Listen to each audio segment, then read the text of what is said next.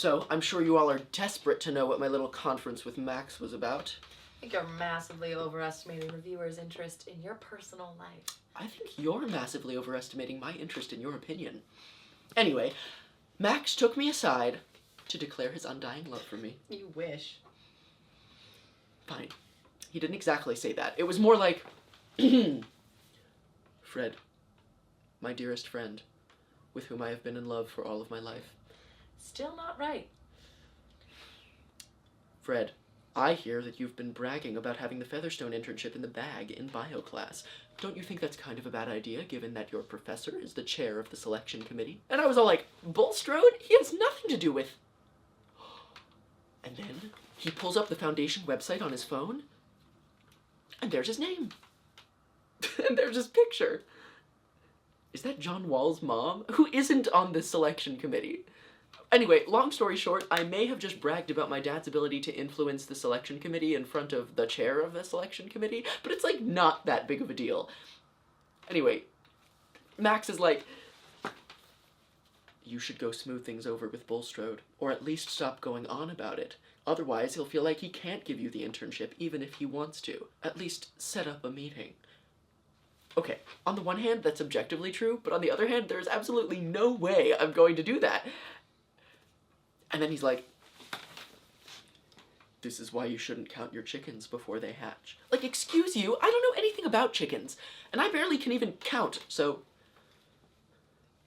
yeah, I'm screwed. Hey, Fred, do you think the viewers, or, well, whoever ends up watching Dot's documentary, would be interested in hearing what me and Max talked about?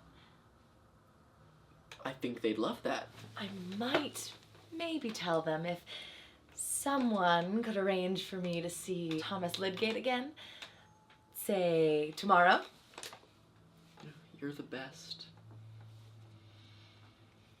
Fine. So? He said he wouldn't be at all surprised if you graduated with no prospect of a medical career at all. That's all? Wasn't that enough? But don't lecture me, Rosie. Did he say anything else? If you care so much about what Max says, maybe you should stop being rude and let me finish. I care what Max says because he's the best guy I know. He said that he also wouldn't go out with you even if you asked. Didn't have to reject me before I even did ask.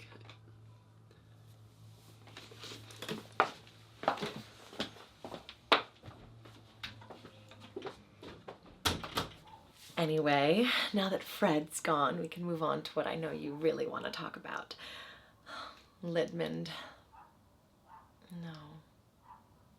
Rosmus? Tomond.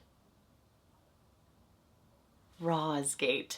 Perfect. So, I think you've seen enough to know that this is a great love story in the making. Can you imagine the kinds of dates Thomas would take me on? He's so sophisticated. We would eat at all the best restaurants, and I'd take him shopping with me, and he'd pretend to hate it at first, but I'd wear him down. And then... oh, and we'd have to get matching outfits for the winter semi-formal. Nothing too loud, though. I have a nice floral dress that would really... Of course, I wouldn't post our cute couple pictures on Facebook right away. And Fred would have to be the first to know so I can rub it in his smug, conceited, hypocritical face. Oh, we'd have to change our relationship status, of course. His birthday dinner would be the most spectacular event of the year. My standards aren't that high, Fred. It just takes a really extraordinary guy to live up to them. And I think I found one. So this is actually the third draft of the letter I've written. I haven't changed any of the wording, I just didn't want Edward to think I had bad handwriting. I know I might look back on this as some silly college romance, but right now, It feels like the beginning of a big adventure. And honestly, I can't wait. So,